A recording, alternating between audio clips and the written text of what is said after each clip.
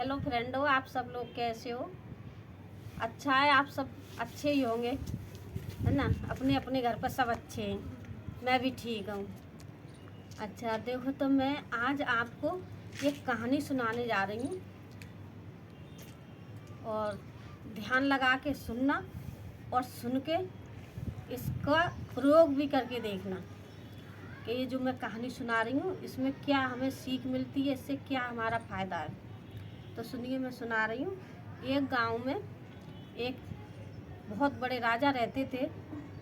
राजा और रानी थे और उनके मकान के पास में एक पेड़ था, उस पर एक चिड़िया रहती थी। एक चिड़िया और एक राजा की कहानी है।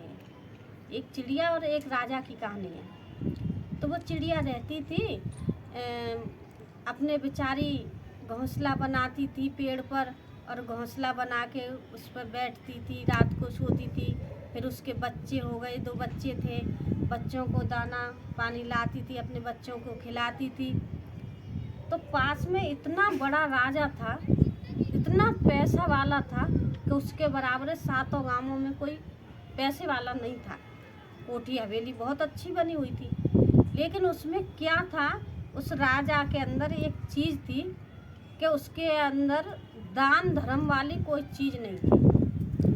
आ जाए दे जाए हमको ही, मतलब उसके अंदर ये चीज़ थी कि कमाई आती रहे और हमें मिलती रहे। वो चीज़ नहीं थी कि मतलब पैसा, इतना पैसा है तो थोड़ा दान पुण्य कर लो। आजकल आपने देखा हुआ एक एक बड़ा आदमी है पैसे वाला, ऐसा होता है कि दुनिया का दान पुण्य करता है। लेकिन उस राजा के अंदर ये चीज़ नहीं थी और ना उसके कोई औलाद थी। एक दिन ऐसा हुआ कि वो चिड़िया रोजाना उस राजा के मकान पे आके बैठती थी। डेली का काम था उस चिड़िया का। तो वो मकान पे आकर के बैठती थी, लेकिन बेचारी को कुछ खाने के लिए नहीं मिलता था। चिड़िया बहुत दुखी होती थी और एक ये सोचती थी मन में, बताओ ये राजा इतना पैसा वाला, इसके पैसे का क्या होगा, इसकी औलाद नहीं है। फिर कुछ दिन बैठते बैठते वो बैठती रही तो उसकी राजा की जो रानी थी, राजा का स्वभाव अलग था और रानी का अलग था। रानी कुछ करना चाहती थी लेकिन वो उसका पति करने नहीं देता था, तो वो बेचारी डर से कुछ नहीं करती थी। तो उसने देखा, करीब 8-10 दिन से वो देख रही थी कि ये रोजाना चिड़िया आती है और हमारे मतलब छजली पे बैठती है, मतलब मकान के ऊपर बैठती है और बेचारी बैठी बैठी चली जाती है। तो एक दिन उसके मन में कुछ ऐसा आया, तो वो है का है चिड़िया को दाना डालने लग गई। रानी है का है चिड़िया को दाना डालने लग गई। तो चिड़िया आती और अपना पेट भरती और अपने बच्चों के लिए ले जाती और अपने घोंसले में जाके बच्चों को खिला देती। तो उसकी आत्मा भी उसे दुआएं देती थी। फिर ऐसे ही काफ़ी टाइम हो गया, ऐसे चलता रहा। तो एक दिन वो चिड़िया कहने लगी, मेरे भी अब बच्चे बड़े हो गए हैं और अब मेरा पेट भरना बड़ा मुश्किल हो जाता है। भगवान करे इस रानी के एक बेटा हो जाए, तो ये तो बड़े घराने के बेटा हैं, इसका बेटा अच्छी अच्छी चीज़ खाया करेगा, मिठाइयाँ फल फलूट मतलब सब कुछ खाया करेगा, तो उस पर से थोड़ा तो ज़मीन पर गिरे करेगा। तो मैं उसमें से मैं भी ले जाया करूँगी और अपने बच्चों को भी खिलाया करूँगी, मैं भी खा लिया करूँगी। भाई बड़े घरों में तो बड़ी बड़ी चीज़ें होती हैं। तो चिड़िया ऐसे ही सोचा विचारी करती रही। काफ़ी टाइम ऐसे ही निकलता रहा। वो रानी है क्या रोज़ उसको दाना देने लग गई। तो एक दिन वो रानी चिड़िया से कह रही कि चिड़िया, तू रोज़ाना मेरे यहाँ आती है और तेरे पास भी बच्चे होंगे। तो चिड़िया अपनी भाषा में बोल रही थी, तो वो समझ गई कि हाँ तेरे भी बच्चे हैं। तो चिड़िया से रानी कह रही है, क्या करूं बहन, मेरी तो किस्मत फूटी है, मेरे पास तो एक औलाद भी नहीं है, बेटी भी नहीं है, पता नहीं क्या हो गया, मेरे तो बच्चे नहीं हो रहे हैं। चिड़िया को उसका रहम आने लग गया, क्योंकि किसी ने कहा है कि जिसका नमक खाते हैं उसकी नमक हलाली करनी पड़ती है। तो वो वफादार चिड़िया थी। एक दिन चिड़िया ने ऐसे ही सोचा, सोचते सोचते, और चिड़िया अपने बच्चों से बोलती है कि बेटा आप अपने अच्छी तरह से रहना, और ये बगल वाला मकान है यहीं चले जाए करना, वो रानी हकाय दाना डालती है, आप वहीं कहीं दूर नहीं जाना, वहीं अपना पेट भर लेना, और मैं किसी काम से बाहर जा रही हूँ, और आप तब तक अच्छी तरह से रहना। बच्चे बोलते हैं ठीक है माँ आप चली जाओ। तो चिड़िया वहाँ से उड़ती है, उड़ती उड़ती चिड़िया कहाँ पहुँचती है? चिड़िया पहुँचती है भोले बाबा के धाम में, हरिद्वार पहुँच जाती है चिड़िया उड़ते उड़ते। कई दिनों में तो बेचारी पहुँचती है। देखो एक वफादारी उस चिड़िया की। किसी ने कहा है आत्मा परमात्मा होती हैं। उस चिड़िया की जो अंदर आत्मा थी उस रानी के लिए कितना सहयोग कर रही है, देखिए आगे को। तो वो जब जाती है तो वहाँ पहुँच जाती है, भूख प्यास से तड़पती है बेचारी, जाके भोले बाबा के मंदिर में गिर जाती है। तो भोले बाबा तो अपने उसमें लीन थे, अपनी भक्ति में वो समाधि लगाए हुए थे, और पार्वती माँ आती हैं। उसने देखा एक चिड़िया मूर्छित हुई और मंदिर पर पड़ी हुई है। तो पार्वती माँ ने उस चिड़िया को उठाया, उठा के उसे पोंछा, उसको थोड़ा पानी भी पिलाया, और फिर वो पार्वती माँ पूछती हैं कि चिड़िया बेटी तुम कहाँ से आई हो, और तुम इतनी परेशान हो, क्या बात है, आप अपना दुख मेरे से बोलिए। तो चिड़िया कहती है माँ मैं बहुत दूर से आई हूँ। बोले बेटा कहाँ से आई हो? फिर उसने अपना धाम बताया, मैंने ऐसे ऐसे वहाँ से आई हूँ, तो क्या काम है मेरे से बताओ। भोले बाबा से क्या काम है, किस काम के लिए आई हो? आप इतनी परेशान हो रही हो, भूखी प्यासी, इतनी सफ़र तुमने किया है। बोले माँ मैं अपने लिए कुछ नहीं मांग रही हूँ, मैं तो एक रानी के लिए मांगने के लिए आई हूँ। बोले क्या? कि हाँ माँ मैं तो एक चिड़िया हूँ, अपना घोंसला कहीं पेड़ पर लटका देती हूँ, बना लेती हूँ, और अपना घूम फिर के पेट भर लेती हूँ।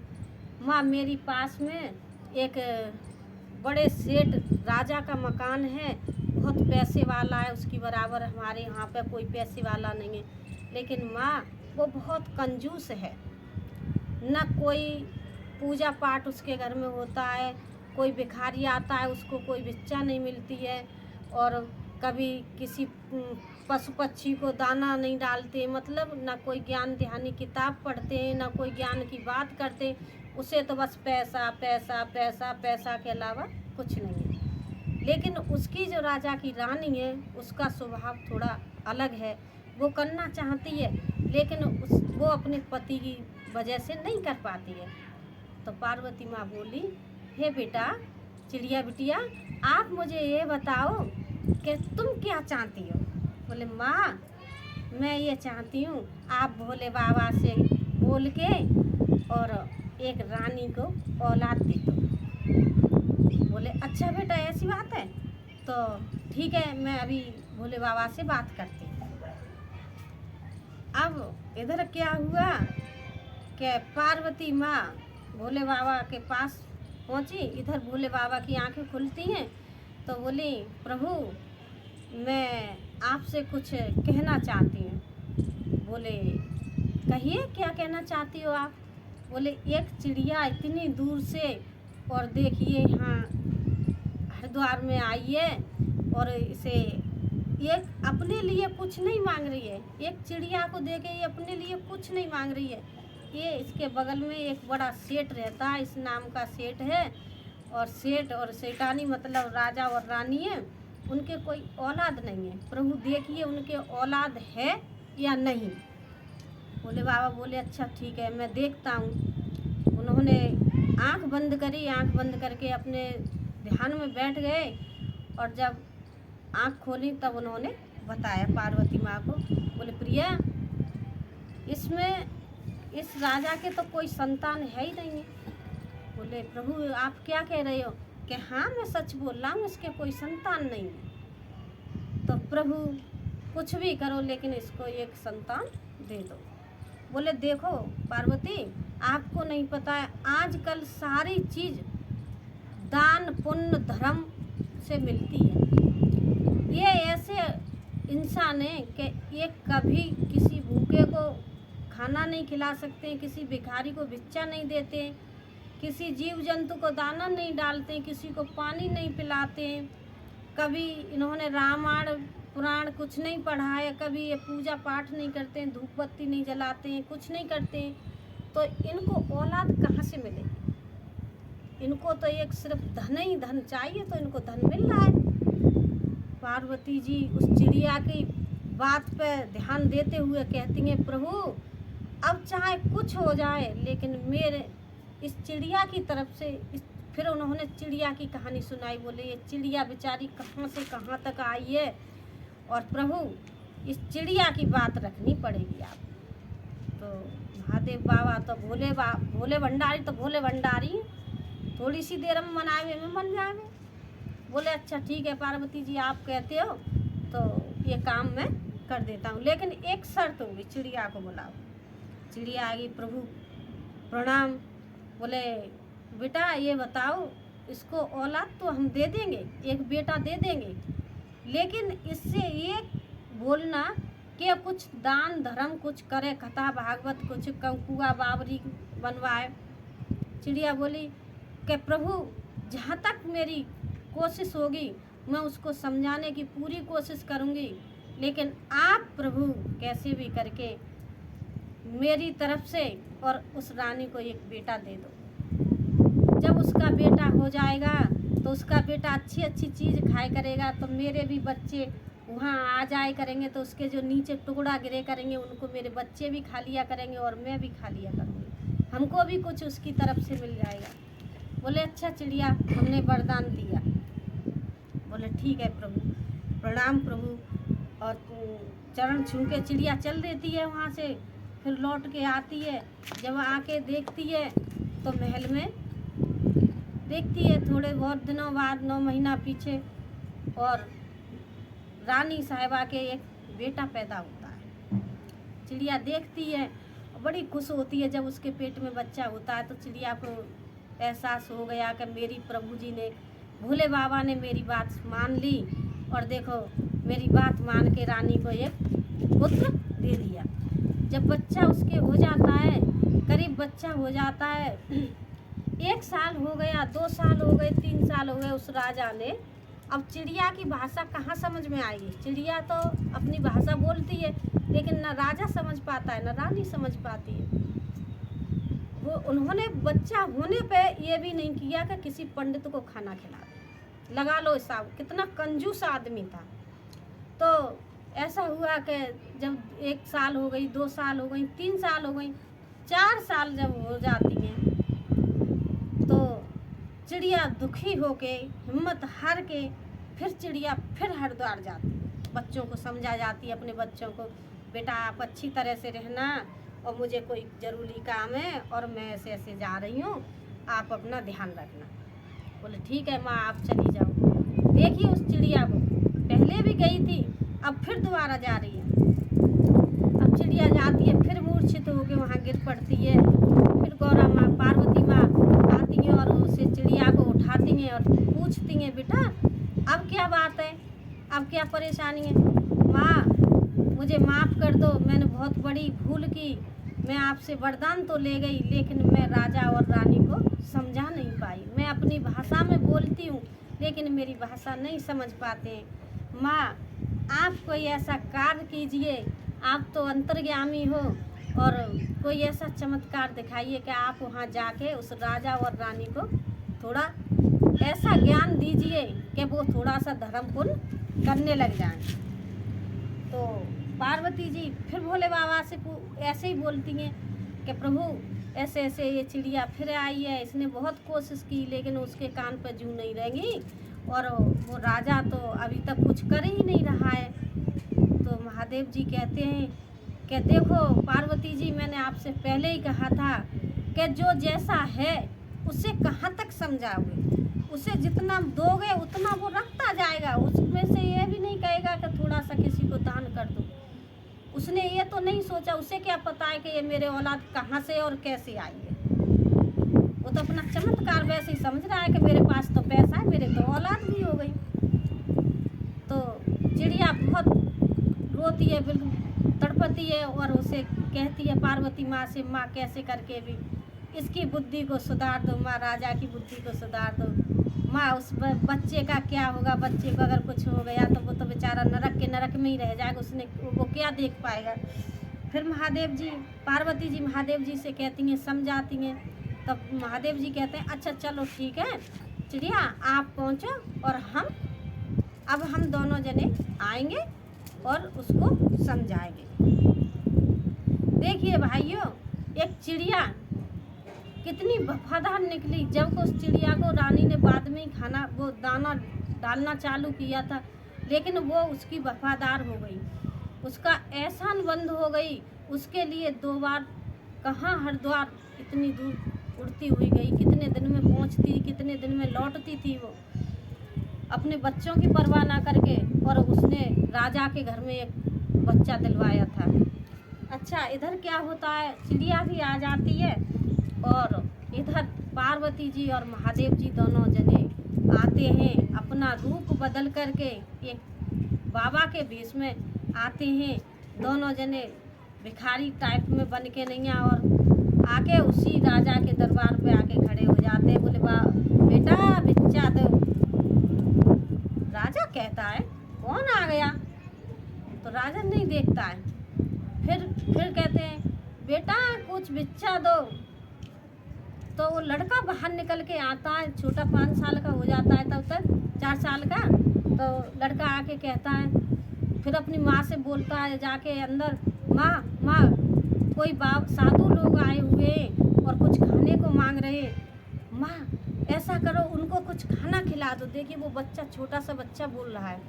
तो राजा कहता है अरे नहीं, हम किसी भिखारी को भीख नहीं डालते। इतने में वो महादेव और पार्वती जी दोनों उसके अंदर मकान में घुस जाते। तो वहाँ अंदर घुस के बोलते हैं वे कि बेटा कुछ खाने को दो, हमें भूख लग रही है, बहुत तेज भूख लगी हुई है, और कुछ खाने को हो तो हमको 2 रोटी दे दो, सब अपना पेट भर लें। तो रानी कहती है कि आ जाओ बाबा, अंदर आओ। बाबा हमने तो आज दिन तक किसी को खिलाया ही नहीं है, ना किसी भिखारी को भीख दी है, ना किसी को कुछ खिलाया है। बोले बेटी अगर आपको किसी ने को नहीं खिलाया है अब तक कोई बात नहीं है, लेकिन अब आपको खिलाना पड़ेगा। और देखिए आज अगर आप हमको खाना नहीं खिलाओगे तो आपका ये बेटा, आपका ये पुत्र 5 साल का होते ही ये अपना चला जाएगा, मतलब ये ख़त्म हो जाएगा, इससे कोई बचाने वाला नहीं है। अगर तुम धर्म पुण्य करोगे तो ये आपका बच्चा बच जाएगा, नहीं तो 5 साल का होके ये स्वर्ग लोक में चला जाएगा। एकदम ये बात जब सुनते हैं राजा और रानी दोनों दुखी हो जाते हैं और भाग के नहीं आए, महादेव और पार्वती जी के पैर पकड़ लेते हैं। प्रभु हमें माफ़ करें, साधु हमें माफ़ करो। उनको ये पता नहीं था कि ये महादेव और पार्वती हैं। तो वे कहते हैं आप बैठिए, आपको हम खाना खिलाएंगे। फिर खाना खिलाया उनको, दोनों को खाना खाए। इधर इतने में चिड़िया भी वहीं आ जाती है। चिड़िया पहचान लेती है कि मेरे प्रभु आ गए हैं और मैं भी चलूँ सुनूंगी। तो ऊपर बैठ के सारी बातें सुनती है। तब महादेव जी और पार्वती जी उस राजा और रानी से कहते हैं आप बैठ जाओ, मैं आपको कुछ बताने आया हूँ, थोड़ा ध्यान दे के सुनिए मेरी बात को। हाँ महाराज बताओ, अब कोई ऐसा उपाय बताओ जिससे हमारा बच्चा मरे नहीं, बच जाए। बोले उपाय है लेकिन आप कर नहीं पाओगे। राजा बोला नहीं प्रभु, आप जैसे कहोगे वैसा ही हम करेंगे, लेकिन मेरा बेटा जीवित रहना चाहिए। मेरा बेटा मर जाएगा तो मेरी धन संपत्ति को कौन संभालेगा, बड़ी मुसीबतों से तो ये मेरे बेटा मिला। जब महादेव जी कहते हैं तुमको क्या पता है, ये बेटा तुम्हारे उससे नहीं मिला है, ये तो देखो वो तुम्हारे मकान पर जो चिड़िया बैठी है उसने मेहनत की है तब आपको ये बेटा मिला है। बोले प्रभु हम कुछ समझे नहीं, चिड़िया के करने से चिड़िया ने क्या किया? बोले चिड़िया ने ये किया, चिड़िया आपके मकान पे आके बैठती थी, पहले कुछ नहीं खिलाते थे आप, लेकिन कुछ दिनों से आपकी पत्नी है इसको दाना डालने लग गई तो चिड़िया को रहम आया। ये रो रही थी एक दिन बैठी बैठी, मेरे बच्चा नहीं है। ये कहाँ हरिद्वार में जाके चिड़िया हमारे यहाँ गई भूखी प्यासी। इसने वरदान मांगा कि रानी के एक बेटा हो जा, तुम्हारे 7 जन्म औलाद नहीं थी, लेकिन इसके कहने से मैंने वरदान में आपको बेटा दिया। फिर उसके बाद में फिर भी आपने कुछ दान पुण्य नहीं किया और फिर ये मेरे पास गई। ये बोलती लेकिन आप लोग इसकी भाषा नहीं समझ पाते थे। इसके बाद में जब इसने जाके दोबारा जाके वहाँ पर हरिद्वार में जाके फिर इसने माथा टेका और बोली, प्रभु मेरी बात नहीं समझ पा रहे हैं मैया, आप अपनी भाषा में उनको समझा दो। बेटा दिया है तो उनका बना रहे, सारे काम बढ़िया होते रहें, इसलिए हम इस चिड़िया के कहने से यहाँ पे आए। बोले अच्छा। तो सोई एकदम वो राजा रानी दोनों महादेव और पार्वती जी के पैर पकड़ लेते हैं। अभी तक तो वे यही समझ रहे थे कि ये तो मांगने वाले कोई बाबा हैं, जैसे बाबा लोग आते हैं ना, बता जाते हैं कुछ तो किसी का भला हो जाता है। तो इतने में वो चिड़िया भी नीचे उतर के आ जाती। पार्वती जी कहते हैं चिड़िया बेटा नीचे आ जाओ आप। तो चिड़िया भी वहीं कंधा पे बैठ जाती है और सुनती है सारी बातों को, प्रणाम करती है माँ और प्रभु को।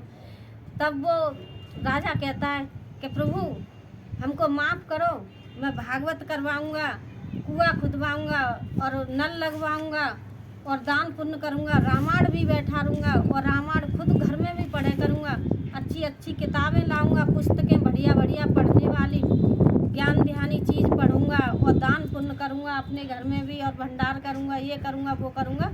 सारा कुछ करने के लिए तैयार हो जाता है। सोई स्वयं एकदम भोले बाबा और पार्वती जी अपने रूप में आ जाते हैं। तो उनके दर्शन करके वो चिड़िया की वजह से देखो राजा का कितना भला हुआ, उन्हें आशीर्वाद दे के जाते हैं आपका बेटा जिएगा और आप भी अच्छी तरह रहोगे, आप धन धान्य से खूब भरे रहोगे, लेकिन दान पुण्य आपको करना चाहिए। तो भाइयों ये कहानी इतनी थी जितनी मैंने सुनी आपको बताई है, जितनी मेरे को आती है इतनी मैंने बता दी। लेकिन मैं आप सब लोगों से भी हाथ जोड़ के विनती करती हूँ, देखो भाइयों जैसे आप ड्यूटी करते हो, आपकी सैलरी है 10,000 या 20,000, तुम 10,000 में से 10 रुपये निकाल दो महीना पे। एक 10 रुपये महीने पे भोले बाबा के नाम से, हनुमान जी के नाम से, पार्वती के नाम से, कृष्ण के नाम से, राम के नाम से, किसी भी भगवान के नाम से और निकाल के हर महीना पे 10 रुपये एक साइड में रखते जाओ।